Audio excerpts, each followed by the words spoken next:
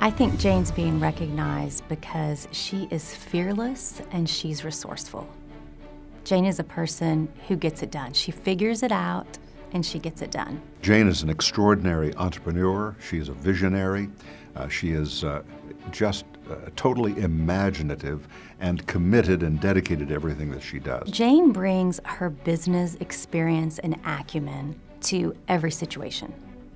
And what's great about Jane is she's generous in applying and sharing that knowledge. Nobody can say no to Jane. Nobody wants to say no to Jane. Nobody dares say no to Jane. And that's that imagination, drive, and wonderful spirit that makes you want to say yes to whatever she's asking you to do. She's been a mentor. She's served on every board. She's launched Masters Leadership Program, which will go on into the future for many, many years. She's also well connected. She went to exactly the right people. First to Howard Nolan at the United Way. Howard said, a great idea, we'll support it. She went to Charles Foster at AT&T. She went to Fully Klingman at HEB. Then she went to Bob Harries at USAA. He said, great idea, I'll be the chairman. And she asked for their input, and she got their buy-in.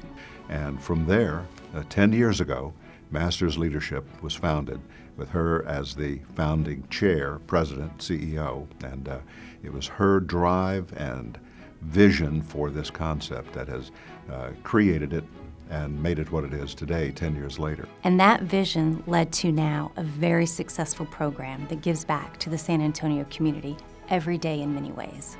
So really, it's her generosity that stands out to me.